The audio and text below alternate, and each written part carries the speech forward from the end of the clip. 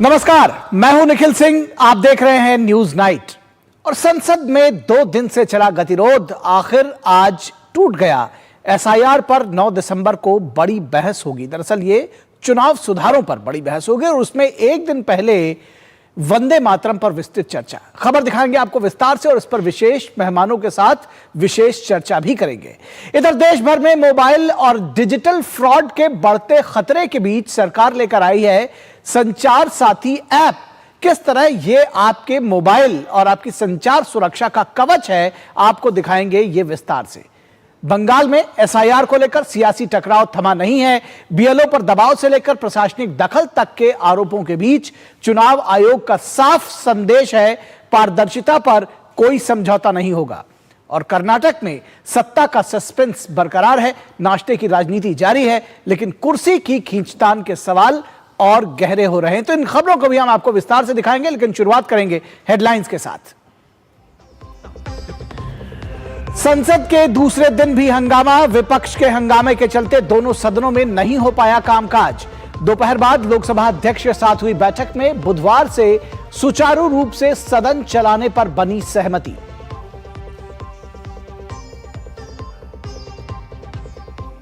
संसद में हंगामे पर विपक्ष पर बरसा सत्ता पक्ष। कहा हर मुद्दे पर चर्चा के लिए सरकार तैयार।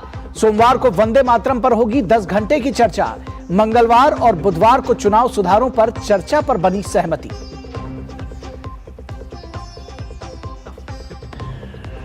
संचार साथी ऐप पर विपक्ष के आरोपों को सरकार ने किया खारिज। संचार मंत्री ज्योतिरादित्य सिंधिया ने कहा यूजर की निजता से कोई समझौता नहीं। ऐप रजिस्टर करना लोगों की मर्जी पर। नए बनने वाले प्रधानमंत्री कार्यालय का नाम बदलकर किया गया सेवा तीर्थ। केंद्रीय सचिवालय अब कर्तव्य भवन के नाम से जाना जाएगा। तमाम राज्यों के राजभवनों के नाम में भी बदलाव।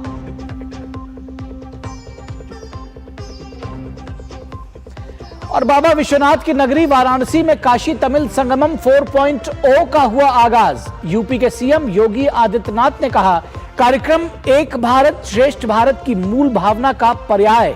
शिक्षा मंत्री धर्मेंद्र प्रधान और सूचना एवं प्रसारण राज्य मंत्री एल मुरुगन रहे मौजूद।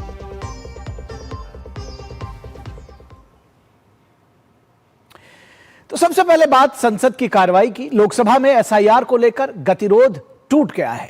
लोकसभा अध्यक्ष और के बीच जो दूसरे तमाम दलों के नेता रहे, उनके बैठक के बाद चुनाव सुधारों पर 9 दिसंबर को लोकसभा में चर्चा पर सहमति बनी है। वंदे मातरम पर भी सोमवार को चर्चा होगी। इससे पहले सुबह संसद परिसर में फिर सदन में एसआईआर पर विपक्षी दलों का हंगामा देखने को मिला, जिसके चलते लोकसभा की कार्रवाई कई बार स्थगित करनी पड़ी। शीतकालीन सत्र के दूसरे दिन भी लोकसभा में एसआईआर के मुद्दे पर गतिरोध बना रहा। पहले संसद भवन परिसर में विपक्षी दलों ने प्रदर्शन किया, फिर लोकसभा की कार्यवाही शुरू होने पर हंगामा देखने को मिला। बार बार स्थगन के बाद कार्यवाही दिन भर के लिए स्थगित करनी पड़ी। आपका देख रहा हूं संसद के अंदर और कई माननीय संसद सदस्य संसद के बाहर जिस भाषा का प्रयोग संसद के लिए कर रहे हैं, वह न संसद के लिए हित के लिए न देश के हित लिए है। उधर राज्यसभा में भी इस मुद्दे पर सत्ता और विपक्ष के बीच तकरार देखने को मिली। I want discussion should take place now only, and in the interest of democracy, in the interest of citizens, in the interest of the country. Okay. Please, so please, I request you, sir. Please, you should allow. I will ask. You should allow for discussion. Our members are ready. We will definitely cooperate with you. The leader of the opposition has raised the question of the discussion and about 267, Rule 267. And as yesterday the Parliamentary Affairs Minister had said that we will come back.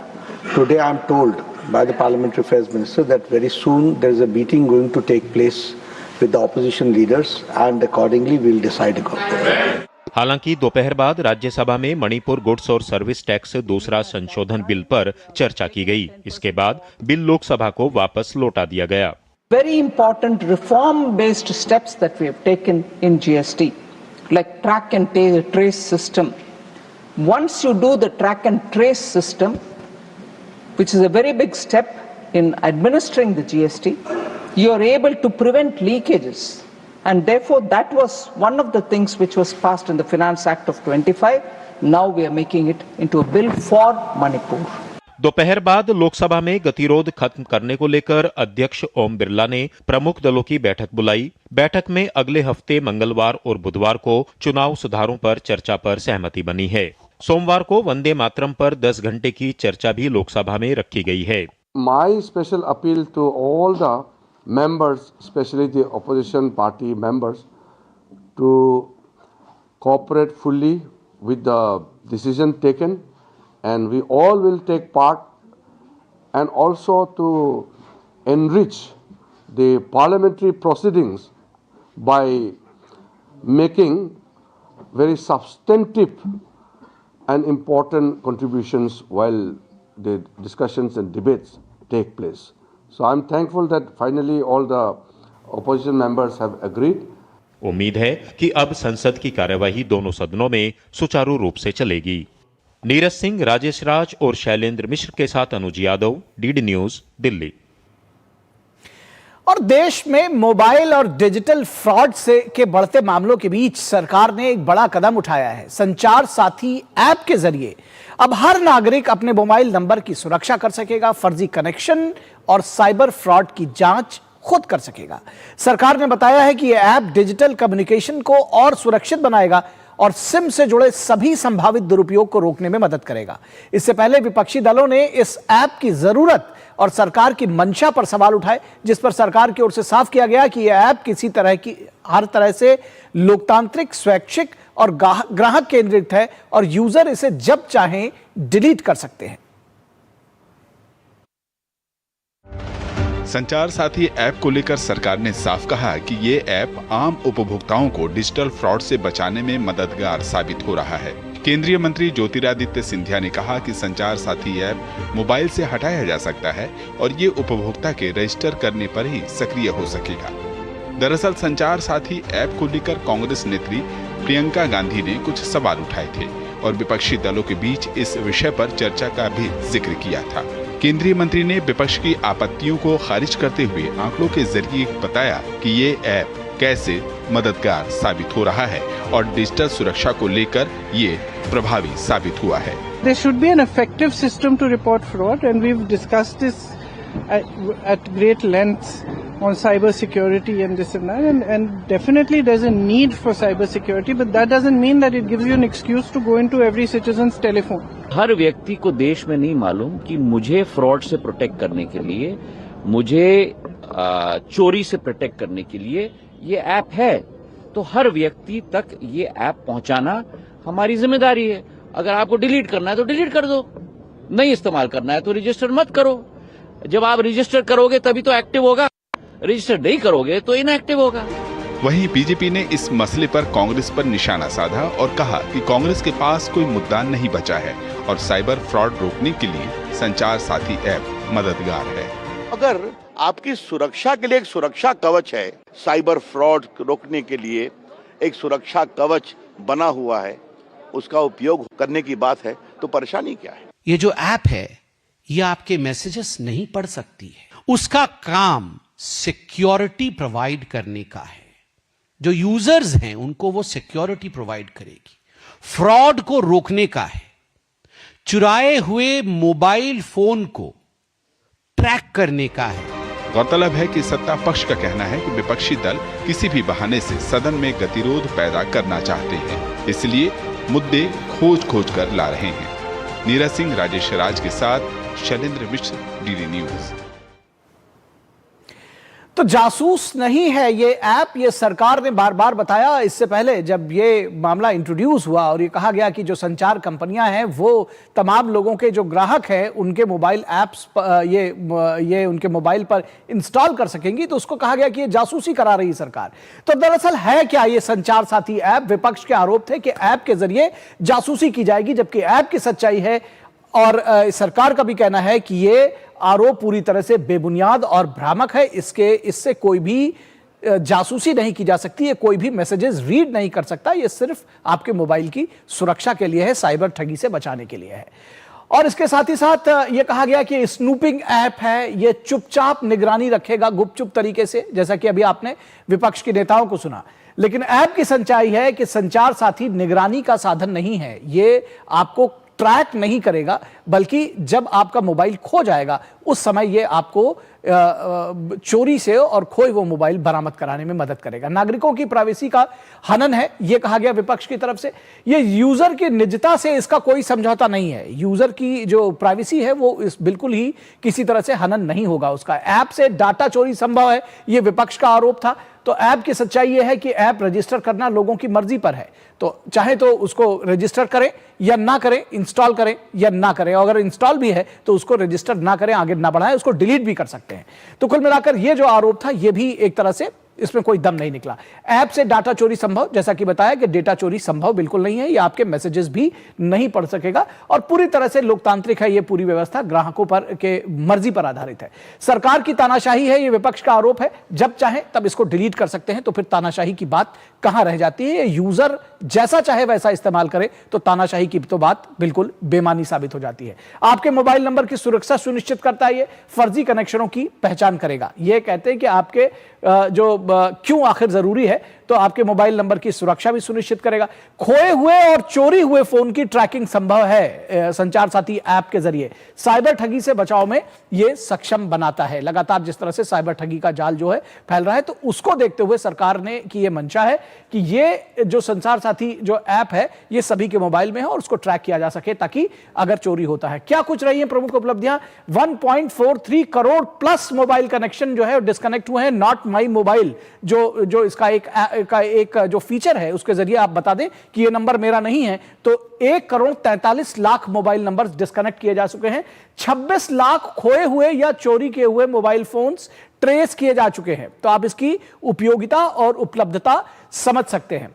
7.23 lakh यानी 7,23,000 phone वापस भी लौटाए जा चुके हैं जिनके phone चोरी हुए थे या गायब हुए थे। 40,96,000 फर्जी कनेक्शंस बंद कर दिए गए हैं इसके जरिए कि जब ये नॉट माई मोबाइल जो यूजर्स ने बताया कि हमारा मोबाइल नहीं है, तो जो कि उनके नाम पर रजिस्टर था, तो उसको 40 लाख से ज्यादा, लगभग 41 लाख मोबाइल बंद किए जा चुके हैं। 6,20,000 फ्रॉड लिंक्ड IMEI ब्लॉक किए जा चुके हैं। यह इसकी उपयोगिता है। लगभग 475 करोड़ रुपए से अधिक की संभावित आर्थिक हानि को रोका गया है इस ऐप के जरिए। तो आप समझ सकते हैं कि इसके फायदे कितने ज्यादा हैं। तो ये थी संचार साथी ऐप की बात। यहां रुकेंगे एक छोटे से ब्रेक के लिए। ब्रेक के बाद जब वापस लौटेंगे तो संसद की कार्रवाई पर चर्चा भी करेंगे।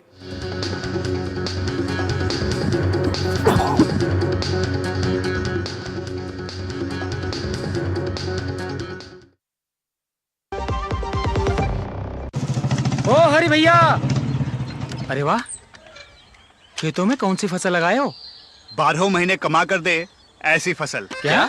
मैंने नया व्यवसाय शुरू किया है। उसके लिए पैसे?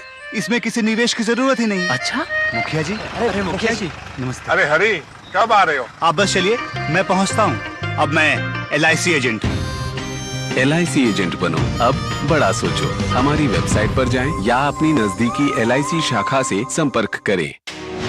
भारत की तरक्की की असली ताकत उसके श्रमिक, जिनकी मेहनत को मिल रही है पहचान, जिसके वो हमेशा से थे हकदार, क्योंकि मोदी सरकार की गारंटी है हर श्रमिक का सम्मान। श्रमेव जयते आज देश का मंत्र बन रहा है। सभी कामगारों को समय से न्यूनतम वेतन और युवाओं को नियुक्ति पत्र यानी नौकरी का भरोसा। महिलाओं को समान अवसर और समान वेतन, क्योंकि काम का मोल काबिलियत से होता है। फिक्स टर्म एम्प्लॉइज को सिर्फ 1 साल पर ग्रेच्युटी यानी मेहनत का हक बिना इंतजार। 40 वर्ष से अधिक की आयु के श्रमिकों को सालाना मुफ्त हेल्थ चेकअप और 40 करोड़ श्रमिकों को सामाजिक सुरक्षा की गारंटी। अब हर परिवार आश्वस्त। ये है लेबर रिफॉर्म्स। तो आइए मिलकर बनाएं श्रमिक सम्मान से आत्मनिर्भर भारत। सोच रहा हूँ टर्म लाइफ इंश्योरेंस ले लूं, ताकि मेरे बाद फैमिली को पैसों की कमी ना हो। तू भी ले ले। अबे जल्दी क्या है, बाद में देख लेंगे। आराम से आराम से आराम से। अब तक कुणाल को हार्ट अटैक आ गया यार। पॉलिसी बाजार पर 0 GST के साथ अब 1 करोड़ का टर्म लाइफ इंश्योरेंस सिर्फ 400 रुपए महीने से शुरू। वाह, गाय तुम्हारी माता है ना? तो पशुहार के नाम पर जहर क्यों खिलाता है? अनसन हटा, दिल से खिला, सिर्फ कपिला, देश का नंबर 1 पशु आहार। जब धरती चीर कर निकलता है लोहे का पत्थर और मिलता है मोंगिया के जोश से, फिर तपता है, पिघलता है और बनता है फौलाद। अब होता है सरिया सारी खूबियों के साथ। मोंगिया स्टील, मजबूत देश का मजबूत सरिया। क्या खाएगा?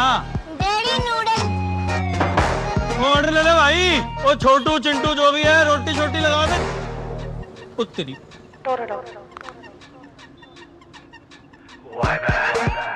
ऑर्डर ले ले। अनाज नहीं है, खाना नहीं मिलेगा। क्यों? क्योंकि किसान छुट्टी पर है।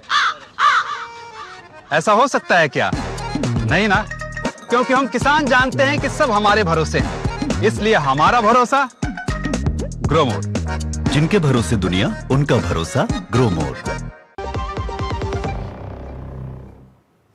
ब्रेक के बाद एक बार फिर आप सभी का स्वागत है और चर्चा करेंगे सदन की कार्रवाई पर। किस तरह से दूसरे दिन संसद की कार्रवाई चली और उसके बाद सबसे खास बात कि सदन में गतिरोध टूट गया और अब इस पर आगे बहस होगी और यही आज हमारी विशेष का विषय भी है।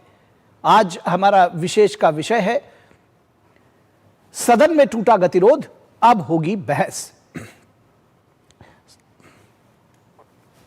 सदन में टूटा गतिरोध, अब होगी बहस और इस पर बातचीत करने के लिए हमारे साथ 3 खास मेहमान जुड़े हुए हैं। एसएन सिंह, बीजेपी के प्रवक्ता हमारे साथ जुड़े हैं। एसएन सिंह साहब, बहुत स्वागत है आपका। Advocate Nikhil Jain, political analyst हैं और कांग्रेस के समर्थक माने जाते हैं, तो कांग्रेस का पक्ष रखेंगे। एडवोकेट निखिल जैन, बहुत स्वागत है आपका। और समीर चवगांवकर, वरिष्ठ पत्रकार हमारे साथ जुड़े हुए हैं। समीर जी, बहुत स्वागत है आपका। निखिल, आपके साथ शुरुआत करना चाहूँ। निखिल जी, वर्तमान जो सहमति हुई है, पहले उसकी बात कर दें। 2 दिन खराब हुए तो जरूर शायद उसकी जिम्मेदारी कौन लेगा ये तो मैं नहीं जानता, लेकिन ये सवाल पूछने से पहले मैं ये जानना चाहूंगा कि जो वर्तमान सहमति बनी है इसको कैसे देखते हैं? निखिल जी, सबसे पहले तो ये हमेशा से हर सत्र में यही एक मुद्दा उठता है और हर सत्र में मैं ये कहता हूं कि संसद को चलाने की जिम्मेदारी सरकार की होती है, विपक्ष की नहीं। विपक्ष का काम है कि वो सरकार से कड़े सवाल पूछे, अपने जिन मुद्दों पे चाहते हैं उन मुद्दों पे चर्चा करे, पर सरकार हर बारी एक ऐसी टोन सेट करती है जहां से नजर आ जाता है कि सरकार मुद्दों पे बात नहीं करना चाहती। प्रधानमंत्री ने पहले शुरू होते इस सत्र के शुरू होने से पहले क्या बोला कि ड्रामा वर्सेस डिलीवरी। विपक्ष के सांसदों को आप ड्रामेबाज बोलेंगे, फिर एक पेट डॉग का एक सांसद की गाड़ी में आ जाना और उसी गाड़ी में वापस चले जाना को इतना बड़ा मुद्दा भाजपा ने बना दिया, तो वहां से सरकार की एक नीयत समझ आती है। और छोटी सी एक मैं बात कहना चाहूंगा, क्योंकि संचार साथी ऐप की बात हुई यहाँ पर। संचार साथी ऐप बहुत सारी उलूल जुलूल परमिशंस मांगता है जिनकी कोई जरूरत नहीं होनी चाहिए। वो मेरी कैमरा परमिशन मांगता है कि मैं फोटो ले सकते हैं संचार साथी ऐप, वीडियो ले सकता है, मेरे पूरे कॉल लॉग्स पढ़ सकता है, एसएमएस पढ़ सकता है, एमएमएस पढ़ सकता है, मेरे स्टोरेज कार्ड पे क्या डेटा स्टोर्ड है वो सब कुछ देख सकता है, जिसकी एक लॉस्ट एंड फाइंड वाली ऐप को कोई रिक्वायरमेंट नहीं होनी चाहिए। तो सरकार की सहमति कब तक रहेगी ये देखने वाली चीज है। सरकार और विपक्ष की सहमति कब तक रहेगी? तो इसमें तो खैर जहां तक संचार साथी ऐप का है वो तो कह रहे हैं कि आप चाहिए तो मत इंस्टॉल करिए, तो वो तो आपके लिए खुला हुआ, मत करिए। जब आपने ऐप पहले से इंस्टॉल्ड आएगी, आपको क्या लगता है कितने लोगों को जहां तक मुझे लगता है, आप देखिए आपके मोबाइल फोन में बहुत सारे इंस्टॉल्ड ऐप्स पहले से आते हैं। मुझे नहीं मालूम कि इसको लेकर इतना हंगामा क्यों बरपा हुआ है। उससे पहले बहुत सारे ऐप्स जो इंस्टॉल्ड होते हैं या आप इंस्टॉल करते हैं तो उसको आप ऑलरेडी सहमति देते हैं, तभी उस पर आगे बढ़ते हैं। बहरहाल आज हमारा विशेष केवल इसी पर एक चर्चा करने की बात नहीं है, वो आपका एक पक्ष हो सकता है जाहिर तौर पर, लेकिन मुझे लगता है कि ये ठीक है, आपका अपना व्यू है उसको लेकर के, लेकिन ये भी उसके साथ साथ सच्चाई है कि आप चाहें तो उसको मत इंस्टॉल करें। देखिए, अगर सारे कितने हमारे जैसे माँ बाप हैं उनको तो ये सारी चीजें नहीं पता। अब आप एक्सपेक्ट करेंगे कि मैं हटा लूंगा, मैं अनइंस्टॉल कर लूंगा, बिल्कुल जाहिर सी बात है। पर क्या मेरे पिताजी हटाएंगे? और उस पे मेरा भी प्राइवेट डेटा है। अगर मेरे पिताजी के फोन पे अगर मैं उनको कोई अपना प्राइवेट एसएमएस भेज रहा हूं, मैं उन्हें अपनी कोई फोटो भेज रहा हूं, सरकार वो फोटो क्यों देखना चाहती है? सरकार लॉस्ट एंड फाइंड सर्विसेज चालू करना चाहती है, बहुत अच्छी बात है, लेकिन उसके लिए ये सारी परमिशंस नहीं चाहिए। बहरहाल मैं मुद्दे पे आगे बढ़ते हुए, जिस तरीके से छोटी छोटी चीजों का सरकार मुद्दा बनाती है, विपक्ष ने इतने एडजर्नमेंट मोशंस दिए, मुझे एकदम संख्या याद नहीं है, समीर जी बता पाए, मेरे ख्याल से 60 से ज्यादा एडजर्नमेंट मोशन राज्यसभा में दिए गए, 100 से ज्यादा एडजर्नमेंट मोशन लोकसभा में दिए गए, और सबसे पहले बोल दिया गया कोई एडजर्नमेंट मोशन टेकअप नहीं करा जाएगा। विपक्ष कहता है हमें SIR की बात करनी है, सरकार कहती है चुनाव आयोग के बारे में कोई बात नहीं हो सकती, जबकि तथ्य ये है कि चुनाव आयोग के बारे में 6 बारी इसी संसद में बात हो चुकी है। तो क्यों इस तरीके का हमें ये मनमुटाव देखने को मिलता है हर बारी? ये जिम्मेदारी मेरे हिसाब से सरकार की है। अच्छा, ठीक है। SN सिंह ये कहते हैं कि जिम्मेदारी सरकार की है सदन चलाने की, सिर्फ शायद सरकार की है या नहीं है ये आप बेहतर जानेंगे, लेकिन ये भी है कि ये कह रहे हैं कि भाई अब तक जो तमाम जिस पर सरकार कहती रही कि हम किसी भी मुद्दे से भागते नहीं है, ये कहते हैं सरकार चर्चा ही नहीं करना चाह रही थी। दरअसल नहीं, देखिए, देश में इमरजेंसी लगाने वाले लोग और संविधान को नहीं मानने वाले लोग अगर ऐसी बात करते हैं तो कोई तकलीफ नहीं होना चाहिए। मैं 2 बातें कहूंगा। भाई आप बताइए, ऑपरेशन सिंदूर पर आप मांग कर रहे थे चर्चा पे, भागा कौन? ये सब लोग देखे होंगे। मणिपुर पे चर्चा की आपने, मांग किया, भागे कौन? राष्ट्रपति जी के अभिभाषण प्रस्ताव पर भागा कौन? मैं और चीजें आपसे कहूंगा। पहले दिन से सरकार इसी जिम्मेदार चैनल पर पूछना चाहता हूँ, आप बताइए सरकार के कौन मंत्री या सरकार का कौन वरिष्ठ कहा कि हम चर्चा नहीं चाहते? चर्चा तो हम हमेशा चाहते हैं, चर्चा आप नहीं चाहते हैं, इसलिए प्रधानमंत्री जी ने कहा कि ये डिलीवरी की चीज है, यहाँ पे नाटक नौटंकी की चीज नहीं है कि आप आएंगे, शोर मचाएंगे और चले जाएंगे। आप चर्चा करिए ना साहब, चर्चा से तो कभी सरकार नहीं भागती है, कोई इमरजेंसी लगाने वाली सरकार थोड़े ना। ये चुनी हुई लोकतांत्रिक पारदर्शी ईमानदार जवाबदेह जनता की सरकार है जो हर विषयों पर चर्चा चाहती है। SIR पे आप चर्चा की बात कर रहे थे, अभी मानसून सत्र में भी इस पे बात हुई कि SIR पे चर्चा नहीं हो सकती, क्योंकि आप लोग भी जानते हैं, ये भी जानते हैं, ऐसा नहीं है कि ये नहीं जानते कि सुप्रीम कोर्ट में अगर कोई मैटर चल रहा है तो उस पर चर्चा संसद में नहीं हो सकती है। तीसरी बात, SIR कौन करा रहा है? भारतीय जनता पार्टी नहीं करा रही है, संवैधानिक संस्था करा रही है, और उस संवैधानिक संस्था का कोई प्रतिनिधित्व करता संसद में नहीं बैठता है जो जवाब देगा। इस नाते एक रास्ता निकाला गया और सरकार ने कहा कि ठीक है, हम इस पे चर्चा के लिए तैयार है। हम क्यों गए? हम तो आप जब ऑपरेशन सिंदूर पे छोड़कर चले गए तब भी जब आदरणीय प्रधानमंत्री जी ने जवाब दिया, जब आप जो है मणिपुर पर छोड़कर संसद को चले गए तब भी हमारे गृह मंत्री और प्रधानमंत्री जी ने जवाब दिया। दरअसल क्या है कि सब लोग ये जान गए हैं कि वो 99 चुनाव हारने वालों की प्रासंगिकता समाप्त हो गई है, तो कोई न कोई जब मुद्दा नहीं है लोग सवाल पूछेंगे। विपक्ष के ही बहुत सारे दल बिहार चुनाव हारने के बाद कह रहे हैं कि SIR मुद्दा नहीं रहा। और एक लास्ट इतनी सुंदर बात आपसे कहता हूं, भाई SIR अगर मुद्दा था तो बिहार की जनता तो भारतीय जनता नहीं है क्या? उसको मानी नहीं। SIR एक ऐसी न्यायिक प्रक्रिया है जो समय समय पर होती है। जो लोग वोटर नहीं होते कहाँ, जो दूसरे राज्यों में चले गए रहते हैं उनका भी नाम खट्टा, जो नहीं मतदाता है उनका नाम जुटता है। मुझे लगता है कि इस पे जो है सुप्रीम कोर्ट में बार बार सुप्रीम कोर्ट ने भी कहा कि 65 लाख में से अगर 65 भी मतदाता आपके पास हो तो आप दीजिए, होनी चाहिए। अब आते हैं, अभी इन्होंने कहा एक ऐप के बारे में, मैं कह रहा हूं संसद में कोई कानून बन रहा है, सब आपकी तरह झूठ नहीं बोला जा रहा है। CA से आप बताइए कितने लोगों की नागरिकता गई? यही विपक्ष है ना, CA से नागरिकता की कहता था नागरिकता चली जाएगी। 3 तलाक से किन महिलाओं पर अत्याचार बढ़ गया? आप बताइए। विपक्ष ने तो ये सवाल किया। 370 समाप्त हो रहा था तो आकाश ही नीचे आ रहा था, आकाश नीचे आया क्या? इसलिए करबद्ध प्रार्थना प्रधानमंत्री जी के द्वारा और सबके द्वारा किया जाता है कि दोनों की सामूहिक जिम्मेदारी, जितना सत्ता पक्ष की जिम्मेदारी उतनी विपक्ष की जिम्मेदारी है।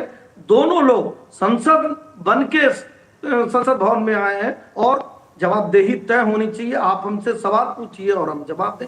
जब आपने सवाल पूछा और भारतीय जनता पार्टी बात करती, एक बार भी बताइए किस विषय पर चली गई? ठीक, समीर जी आप ये क्या देख रहे हैं इसको कि ये एक दरअसल जिसको कहते हैं कि राजनीतिक संस्कृति का हिस्सा बन गया है कि पहले गतिरोध, फिर बवाल और उसके बाद थोड़ी बातचीत और फिर उसके बाद जिसको कहते हैं कि राजनीतिक जीत हार के तौर पर उसको देखा जा रहा है और सदन फिर चलता है। कैसे इसको देख रहे हैं? देखिए, संसद का ये शीतकालीन सत्र वैसे भी बहुत छोटा है। अगर आप देखेंगे तो 1 दिसंबर से लेकर 19 दिसंबर तक का ये सत्र है और इस 19 दिनों में 15 बैठकें होने वाली है। तो मुझे ऐसा लगता है कि ये ऑलरेडी ये सत्र छोटा था, तो और जब सर्वदलीय बैठक होती है, सर्वदलीय बैठक एक दिन पहले क्यों बुलाई जाती है? स्पीकर सर्वदलीय बैठक बुलाते हैं कि भाई सभी के साथ चर्चा हो, सबसे डिस्कशन होता है कि सत्र में क्या क्या आने वाला है, किस तरीके से होगा, आपस में प्रश्न पूछे जाए, विपक्ष को प्रश्न पूछा, विपक्ष प्रश्न पूछे, सरकार उसका जवाब देगी। और मुझे लग रहा है कि उसके बाद जिस तरीके से 2 दिन हुआ है, हालांकि ठीक है कि अब SIR पर गतिरोध टूट गया है कि 8 तारीख को तो वंदे मातरम पर 10 घंटे की चर्चा होगी और 9 तारीख को शायद SIR पर 10 घंटे की चर्चा होने वाली है। तो अब जब SIR पर चर्चा करने का तय कर लिया है सत्ता पक्ष ने, तो मुझे लगता है कि अब गतिरोध टूट गया और कल से अब इस बात पे मुझे लगता है कि अब सार्थक चर्चा देखने को मिलेगी। लेकिन मुझे लगता है कि सत्र बहुत ऐसे भी बहुत कम समय के लिए लगते हैं, तो ऐसे समय में सत्ता पक्ष से ज्यादा विपक्ष के पास समय होता है कि वो सरकार को घेरे, सरकार से प्रश्न पूछे और सरकार को कटघरे में खड़ा करने की कोशिश करे। विपक्ष को एक हथियार के रूप में इस्तेमाल करना चाहिए। इसे विपक्ष अगर हो अल्लाह में गवा देगा, अगर वेल में जाके इसे हो अल्लाह करेगा और फिर सदन की कार्रवाई स्थगित हो जाएगी, तो इसमें नुकसान विपक्ष का ज्यादा है। लेकिन सरकार तो अपने बिल पास करा लेगी, सरकार के पास बहुमत है, सरकार को बिल पास कराने में दिक्कत नहीं आएगी। लेकिन विपक्ष जिस सत्र का इंतजार करता है कि वो सरकार को एक्सपोज करेगा, सरकार को तमाम चीजों पर जो सदन में सड़क पर जिसमें वो चर्चा कर रहा है उसको वो सदन में सरकार से प्रश्न पूछ सकता है। तो मुझे लगता है कि विपक्ष को भी सदन को चलने में सहयोग करना चाहिए। ठीक है, निखिल की इस बात से मैं सहमत हूं कि भाई सदन चलाने की बड़ी जिम्मेदारी सरकार के पास होती है, लेकिन वो सार्थक चले विपक्ष की जिम्मेदारी होती है। अगर विपक्ष सदन में जाकर वेल में हल्ला करेगा तो कैसे सदन चलेगा? मुझे लगता है कि ये विपक्ष को भी समझना चाहिए और आपको मौका मिलता है सरकार से प्रश्न पूछने का तो आप पूछिए ना। प्रश्न अवर वहां पर रहता है, 0 ओवर रहता है, तमाम चीजें रहती है। मुझे लगता है अब अविश्वास इतना ज्यादा बढ़ गया सत्ता पर विपक्ष में कि सदन चलना बहुत मुश्किल है। लेकिन मुझे लगता है कि आज जो बैठक हुई है स्पीकर के चैम्बर में और सदन चलने की जो सहमति बनी है कि कल से सदन चलेगा और 8 और 9 को चर्चा होगी, उम्मीद करते हैं कि सदन आगे चलेगा। निखिल जी कुछ कहना चाह रहे हैं? ठीक है सर, ठीक है सर, आपको पॉइंट आ गया। उम्मीद करते हैं कि सदन चलेगा, आगे सार्थक बहस होगी। निखिल जी आप अपनी बात रखिएगा, लेकिन एक बात और भी सामने आती है कि 2 दिन तक संसद को ठप रखने के बाद आखिरकार आप लोग वही सारी बातें मान गए। क्या इसको ये ना माना जाए कि राजनीतिक एजेंडा था जिसको आप लोग चला रहे थे, फाइनली करना वही था? ये सवाल आपको एक्चुअली सरकार से पूछना चाहिए। विपक्ष की सिंपल सी मांग थी SIR पे आप चर्चा करिए और SIR पे सरकार अब चर्चा करने के लिए अब मानिए। सरकार तो पहले भी मान सकती थी SIR पे चर्चा के लिए। दूसरी बात, मैं अपने भाजपा के मित्र के झूठ एक के बाद एक उनका जवाब दे दूं। SIR चुनावी मुद्दा हो ना हो, लोकतंत्र का मुद्दा है, तो हर चीज को चुनाव में तोलना बंद कीजिए। दूसरी बात, आपने कहा 99 चुनाव हारने वाले। सर, मोदी जी के प्रधानमंत्री बनने के बाद 99 चुनाव देश में हुए नहीं है, विधानसभा के और लोकसभा के मिला के। 99 चुनाव कोई भी पार्टी कैसे हार सकती है मुझे नहीं पता। आपने कहा सब जुडिस मैटर्स पार्लियामेंट में डिस्कस नहीं होते। देखिए, आप ही की सरकार ने मान लिया कि सब जुडिस मैटर पार्लियामेंट में डिस्कस होगा और पहले भी हो चुके हैं। हर्षद मेहता स्कैम केस हुआ था, 2G स्पेक्ट्रम केस हुआ था, पर डिस्कशन नहीं है, ये आप सभी लोग बेहतर तरीके से जानते हैं।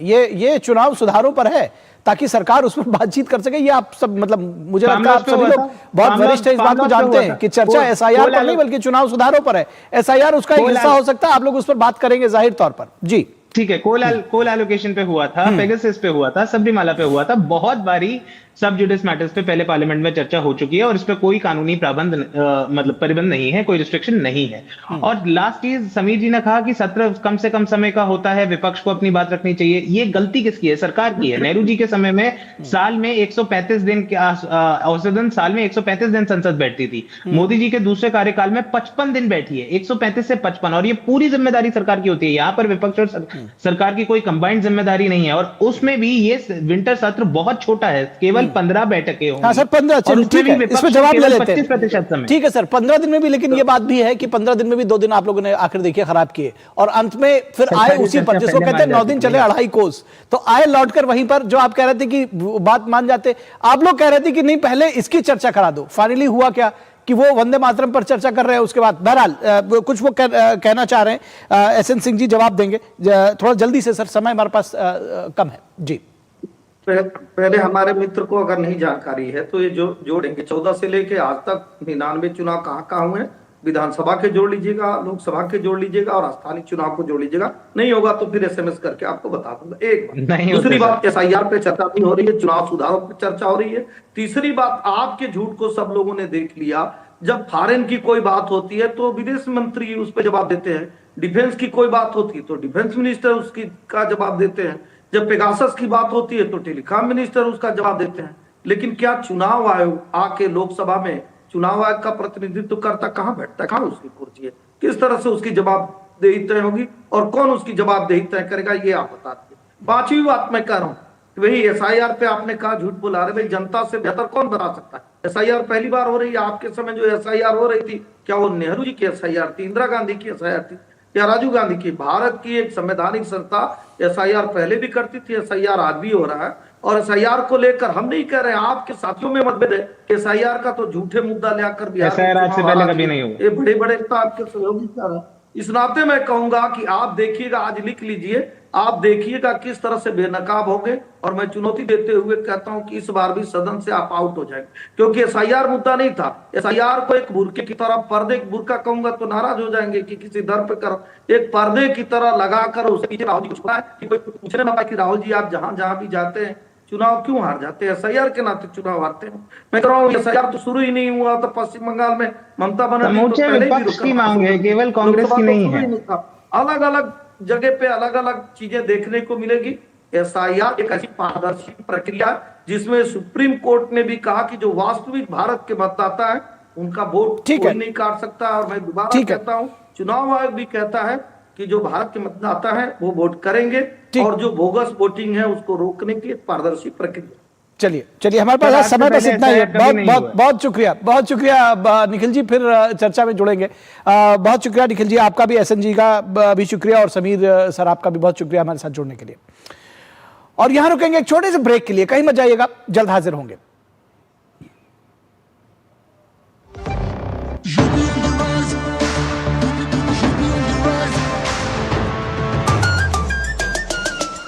UP on the rise, सुन ले आसमां, डबल इंजन का ये मिशन महान। 2047 तक हम न रुकेंगे, 6 ट्रिलियन का ड्रीम पूरा करेंगे। मथुरा की गलियों में गूंजे है राधा, अयोध्या में दूर हुई मंदिर की बाधा, काशी प्रयागराज की गोल्डन चमक, यूपी सरकार की गूंजे धमक। सड़कों पर फर्राटा फिक्रलेस बिल्कुल बिंदास, एक्सप्रेस वे पर साइंस आए पूरा विश्वास। विकसित यूपी की बढ़ गई प्यास, 2047 का ये विजन बहुत खास। माफिया का दी एंड, फियर गॉन, योगी राज में लॉ एंड ऑर्डर हुआ स्ट्रॉन्ग। बेखौफ घूमे जनता, गुंडों पर मार, नया यूपी तोड़ रहा पुरानी दीवार। यूपी ऑन द राइज, सुन ले आसमां, डबल इंजन का ये मिशन महान। 2047 तक हम न रुकेंगे, 6 ट्रिलियन का ड्रीम पूरा करेंगे। क्या खाएगा?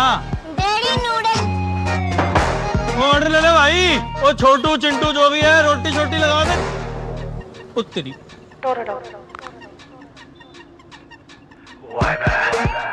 ऑर्डर ले ले। अनाज नहीं है, खाना नहीं मिलेगा। क्यों? क्योंकि किसान छुट्टी पर है। ऐसा हो सकता है क्या? नहीं ना, क्योंकि हम किसान जानते हैं कि सब हमारे भरोसे हैं, इसलिए हमारा भरोसा ग्रो मोर। जिनके भरोसे दुनिया, उनका भरोसा ग्रो मोर।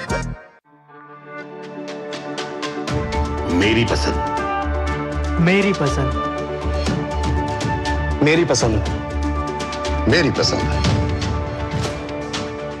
हमारी पसंद, हम सबकी पसंद। मजबूत देश का मजबूत सरिया हो गया स्टील। हमने 2.5 में सोचा था ये। संजीव, हाँ, ये वाला घर पिक करना एक मास्टर स्ट्रोक है। ये घर बजट से ज्यादा है। कौन देगा हमें बढ़िया होम लोन? सचिन। सचिन क्यों देगा होम लोन? सचिन? अरे मैं नहीं, सचिन। बैंक ऑफ बड़ौदा देगा तुम्हें बढ़िया होम लोन और बेहतर इंटरेस्ट रेट भी मिलेगा। बैंक ऑफ बड़ौदा से होम लोन लेना भी एक मास्टर स्ट्रोक है। गोल्डी छोले मसाले, जहाँ जाएं रिश्ते बनाएं। गोल्डी लाए हैं फ्रेश लॉक टेक्नोलॉजी, जो रखे मसालों को हर समय फ्रेश। स्वागत है आपका ब्रेक के बाद। और पश्चिम बंगाल में एसआईआर को लेकर सियासी घमासान और तेज हो गया है। बीएलओ पर दबाव बनाया गया है। मृतक मतदाताओं के नाम न काटने और प्रशासनिक हस्तक्षेप के आरोपों को, इस तरह के जो आरोप लगे, उन्होंने माहौल को और भी गर्म कर दिया है। बीजेपी और तृणमूल आमने सामने हैं। वहीं चुनाव आयोग ने साफ कर दिया है एक बार फिर कि मतदाता सूची की पारदर्शिता से कोई समझौता नहीं होगा। कोलकाता से सौरभ दत्ता की यह रिपोर्ट देखिए। एसआईआर को लेकर बंगाल का सियासी पारा गर्म है। बंगाल की सत्तासीन तृणमूल कांग्रेस और बीजेपी में इसको लेकर घमासान थमने का नाम नहीं ले रहा है। पश्चिम बंगाल विधानसभा में विपक्ष के नेता शुभेंदु अधिकारी ने मुख्यमंत्री ममता बनर्जी पर प्रशासन के माध्यम से मृत मतदाताओं के नाम नहीं काटने की धमकी बीएलओ को देने का आरोप लगाया है। शुभेंदु अधिकारी ने आरोप लगाया है कि राज्य प्रशासन मतदाता सूची से मृत मतदाताओं के नाम हटाने नहीं दे रहा है। उन्होंने एक बीएलओ के कथित ऑडियो का हवाला देते हुए कहा कि अधिकारियों को निर्देश दिया गया है कि बिना डेथ सर्टिफिकेट नाम न हटाए। भाजपा नेता ने दक्षिण 24 परगना जिले के फाल्टा इलाके के बूथ लेवल ऑफिसर का एक ऑडियो क्लिप भी साझा किया। इस ऑडियो में बीएलओ ने कथित तौर पर बताया कि वरिष्ठ अधिकारियों ने बीएलओएस को निर्देश दिया है कि किसी भी मृतक व्यक्ति के नाम को उनके डेथ सर्टिफिकेट के बिना मतदाता सूची से न हटाया जाए। বলেছেন যে যার যার সার্টিফিকেট জোগাড় করতে পারবেন না তার কোনো ডেথ কেস তোলা যাবে না, বাড়ির লোক লিখে দিলেও। এই বলে একটা এইআরও অপশন, একটা নতুন অপশন দেখছি দিয়েছে। আমি তোমাকে স্ক্রিনশট পাঠাচ্ছি।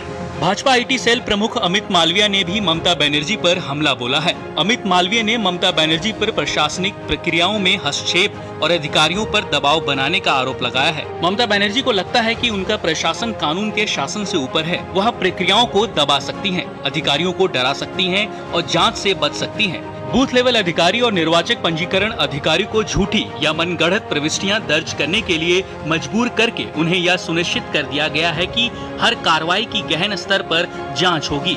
बिहार में ऐसा कुछ नहीं हुआ, इसलिए कोई बड़ी चुनौती या अपील नहीं हुई। ममता बनर्जी के हथकंडे से पश्चिम बंगाल में लाखों की संख्या में ऐसे मामले सामने आएंगे। वहीं सीईओ कार्यालय ने बीएलओ को सख्त निर्देश भेजते ही चुनाव प्रक्रिया अचानक तेज हो गई। आरोप लगे थे कि कई बूथों पर दबाव बनाकर डेटा अपलोड कराया गया। इसके जवाब में सीईओ ने स्पष्ट आदेश दिए कि सभी एनुमरेशन फॉर्म आज ही अपलोड हों, बैकलॉग शून्य हो। 11 दिसंबर तक फॉर्म न देने वालों को अनकलेक्टेबल चिन्हित करना होगा और हर अपलोडेड डेटा की दोबारा जांच अनिवार्य है। बीएलओ अपलोड किए गए डेटा का पुनः सत्यापन करें। गलतियों की जिम्मेदारी उन्हीं की होगी। मृत मतदाताओं की पहचान, बर्थ, डेथ पोर्टल व राशन कार्ड रद्दीकरण से ईआरओ सत्यापित किया जाए। इस बीच एसआईआर विवाद और बीएलओ की मौतों को लेकर मुख्यमंत्री ममता बनर्जी ने बड़ा दावा किया है। ममता ने कहा कि एसआईआर के दबाव में अब तक 39 लोगों की मौत हुई है और 13 लोग गंभीर हालत में अस्पताल में भर्ती हैं। वहीं चुनाव आयोग का कहना है कि बीएलओ की मौतें चुनाव आयोग के लिए भी गंभीर चिंता का विषय है। उन्होंने स्पष्ट किया है कि अब तक राज्य सरकार या किसी भी जिलाधिकारी ने बीएलओ की मौतों के कारणों से जुड़ी कोई रिपोर्ट आयोग को नहीं सौंपी है। चुनाव आयोग ने कहा कि पोस्टमार्टम रिपोर्ट और जिलाधिकारी की रिपोर्ट आने के बाद ही हमें मौत के सही कारण का पता चल पाएगा। रिपोर्ट आने के बाद ही हम कोई कदम उठा पाएंगे। अवैध घुसपैठियों के तस्वीर सामने आने के बाद क्या मृत मतदाताओं को वोटर तालिका में जिंदा रखना ही तृणमूल कार्यकर्ताओं का अब लक्ष्य बन गया है? मंगलवार दिन भर मृत वोटर को लेकर जो विवाद चला, उस विवाद के चलते यही सवाल के सामने टीएमसी को खड़ा होना पड़ रहा है। सौरभ दत्ता का रिपोर्ट, डीडी न्यूज, कलकत्ता। और यहाँ रुकेंगे एक छोटे से ब्रेक के लिए, कहीं मत जाइएगा, जल्द हाजिर होंगे। 25 लाख का हॉस्पिटल बिल है, कितने पैसे कहाँ से आएंगे? पैसों की चिंता आप मत कीजिए पापा। मैम, सर का हेल्थ इंश्योरेंस क्लेम अप्रूव हो गया है। आप? पॉलिसी बाजार। पॉलिसी बाजार पर 0 GST के साथ अब 1 करोड़ का हेल्थ इंश्योरेंस सिर्फ 550 रुपए महीने से शुरू।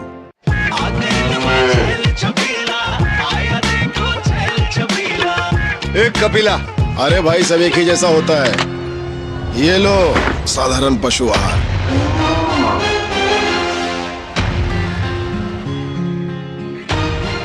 इस देश की हर माँ, बच्चे, बूढ़े, जवान, खिलाड़ी, डॉक्टर, इंजीनियर, सबको गाय भैंस की दूध की शक्ति पर भरोसा है। पर जब इन पशुओं को कपिला पशु आहार मिलेगा, तभी तो दूध सिर्फ ज्यादा ही नहीं, शक्ति से भरपूर भी होगा। और ये सच जानते हुए चंद पैसों के लिए तुम देश का भरोसा तोड़ दो। माफ कीजिए।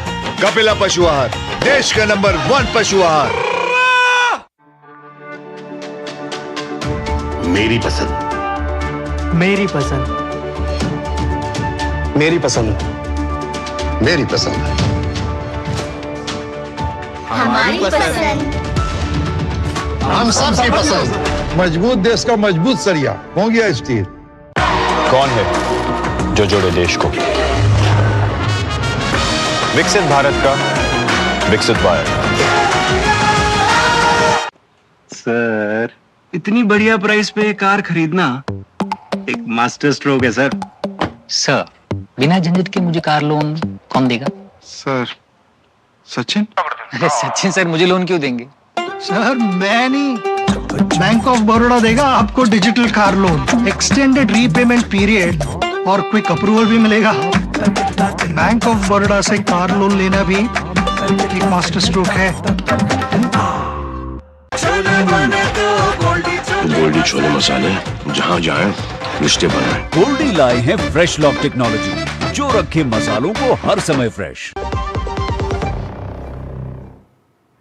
स्वागत है आपका ब्रेक के बाद और खबरों के सफर को आगे बढ़ाएं उससे पहले हम आपको दिखाते हैं कि अब तक हमने आपको इस न्यूज नाइट के विशेष बुलेटिन में क्या कुछ दिखाया। हमने आपको बताया है संसद में आज भी हंगामा बरपा रहा, किस तरह से संसद की कार्रवाई चली, क्या कुछ हुआ, ये हमने आपको विस्तार से दिखाया। संचार साथी पर सियासत, संचार साथी ऐप को लेकर किस तरह से सियासत हुई और उसकी ऐप की सच्चाई क्या है, यह भी हमने आपको विस्तार से दिखाया। और एसआईआर पर जारी है रार, एसआईआर पर हंगामा, यह खबर भी हमने आपको पश्चिम बंगाल से खास तौर पर दिखाई।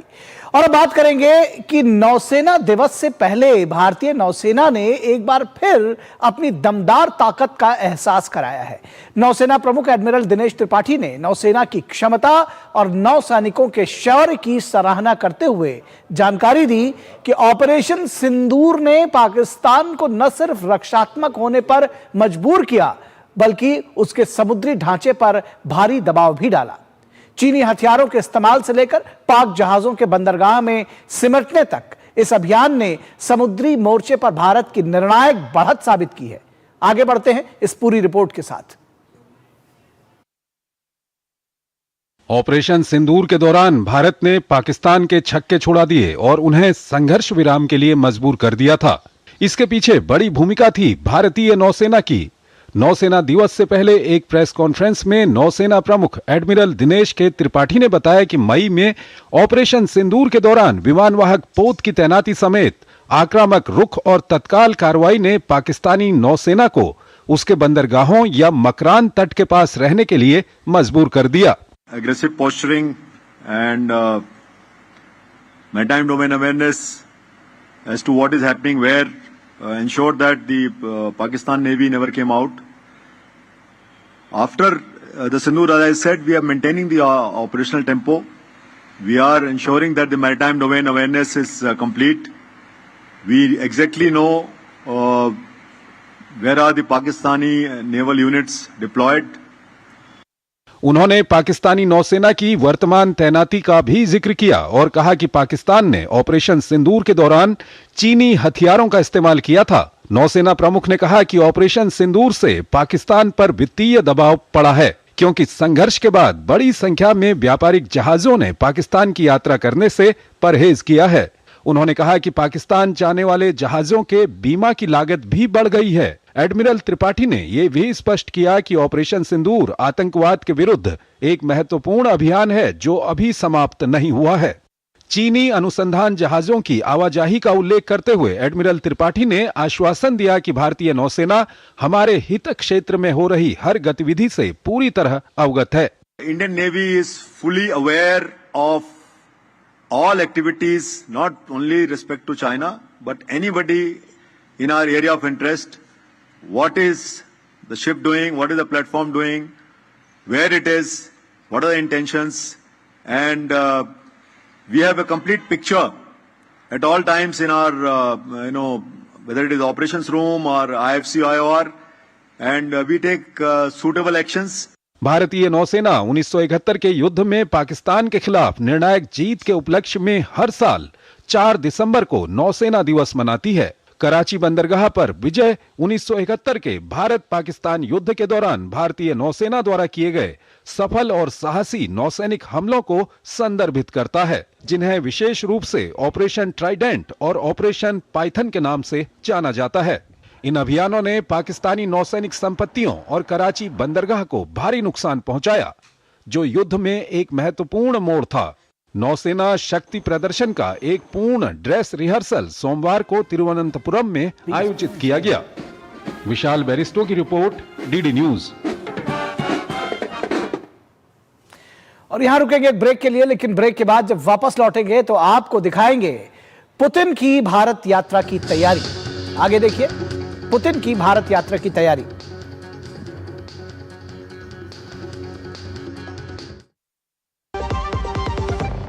पता है, लोग अक्सर मुझसे पूछते हैं कॉल सेंटर का स्टेडी जॉब क्यों छोड़ा। I wanted more out of life. बस मैंने अपना स्टार्टअप शुरू किया। जानना चाहोगे कैसे? Then start up your own business as an LIC agent. यहाँ सब कुछ है, great products, zero investment, leading organisation and unlimited opportunities. तो क्या आप तैयार है LIC एजेंट बनो? अब बड़ा सोचो। हमारी वेबसाइट पर जाएं या अपनी नजदीकी LIC शाखा से संपर्क करें। दादा, कौन सा प्लांट है? टेंजरीन, बहुत मीठा होता है, तोड़ना नहीं है। Free foreign trip, click on the link. अभी करता हूँ। दादू रुको, लिंक में क्लिक मत करना। क्यों? ये SMS स्कैम है, क्लिक करोगे तो आपके बैंक डिटेल्स होंगे चोरी। ओह, थैंक्स गप्पू, बचा लिया। ये ले तेरी समझदारी का फल। RBI कहता है स्मार्ट बनो, कूल रहो।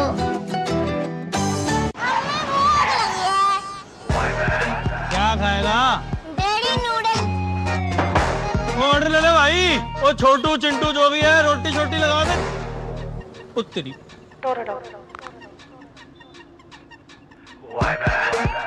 ऑर्डर ले ले। अनाज नहीं है, खाना नहीं मिलेगा। क्यों? क्योंकि किसान छुट्टी पर है।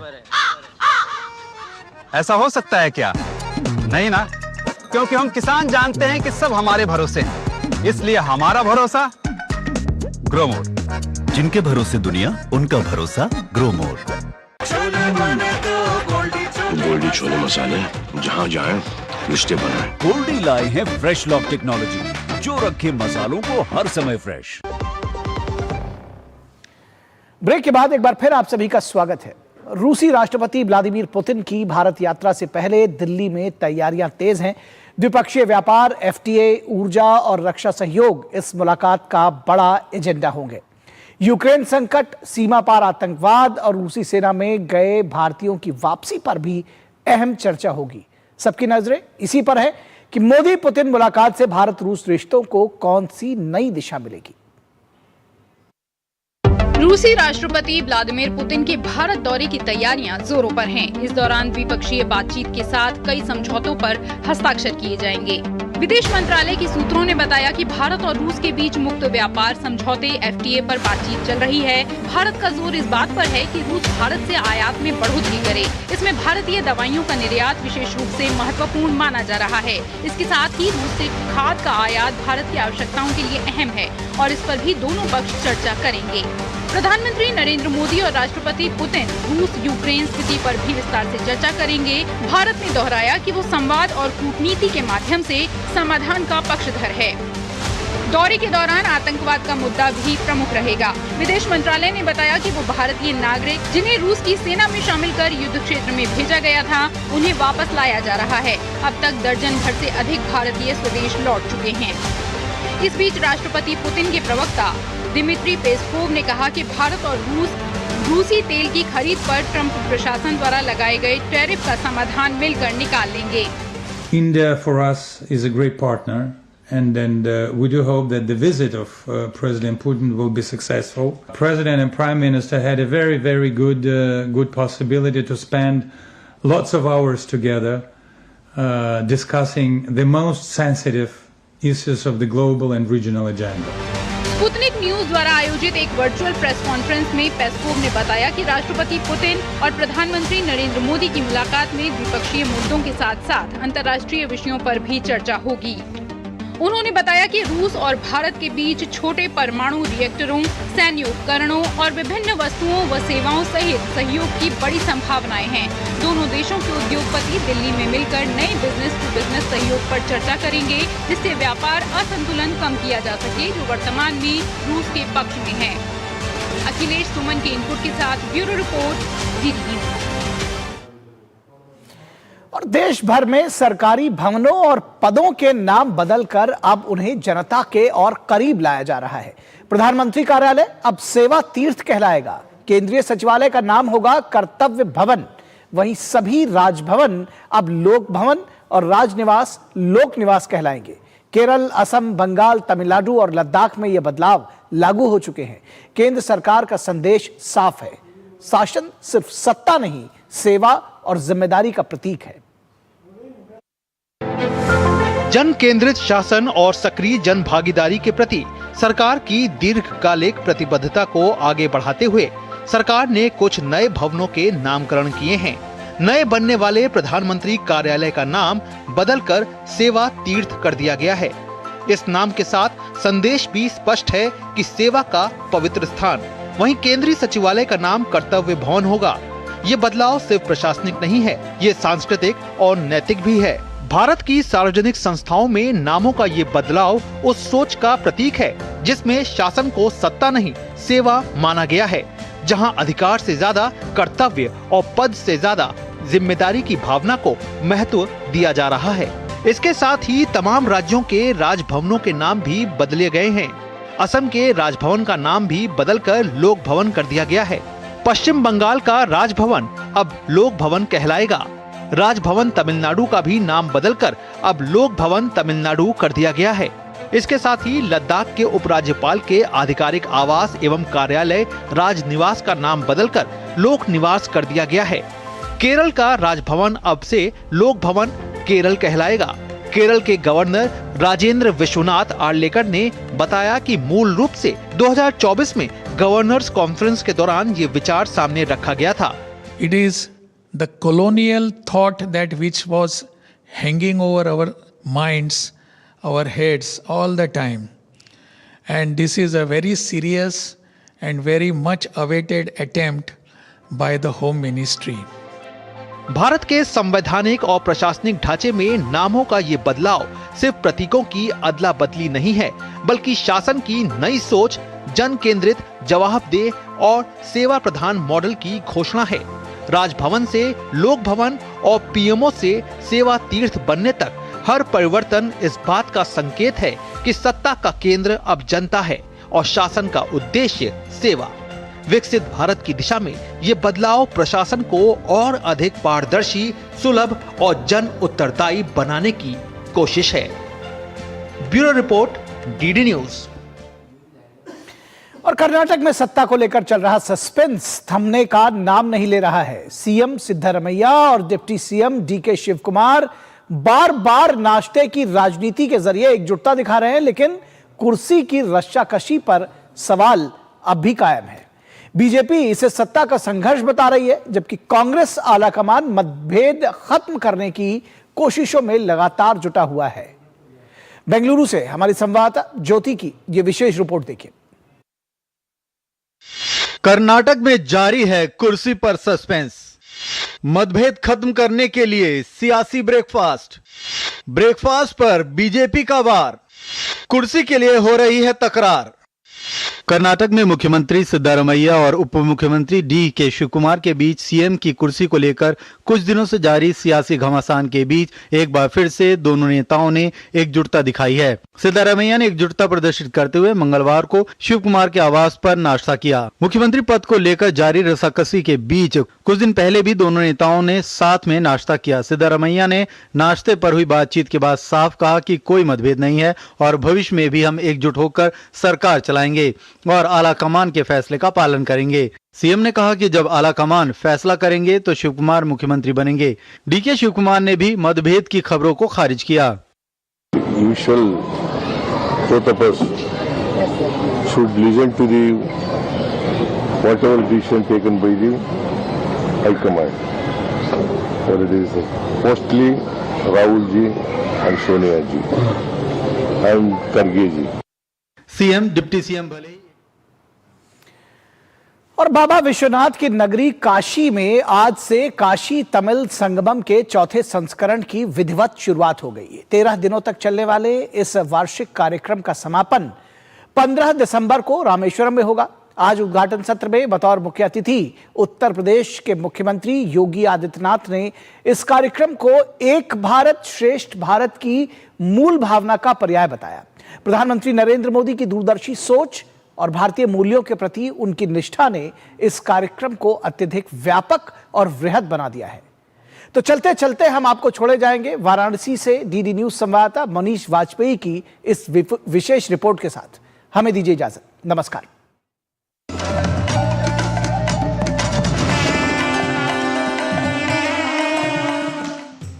गंगा नदी के पावन तट पर नमो घाट साक्षी बन रहा था एक ऐसे दिव्य कार्यक्रम का जो एक भारत श्रेष्ठ भारत जैसे भावना प्रधान अभियान में प्राणवायु का काम करता है। काशी तमिल संगमम के चौथे संस्करण का आज विधिवत शुभारंभ हो गया। उद्घाटन सत्र में मुख्य अतिथि के रूप में उत्तर प्रदेश के मुख्यमंत्री योगी आदित्यनाथ उपस्थित हुए।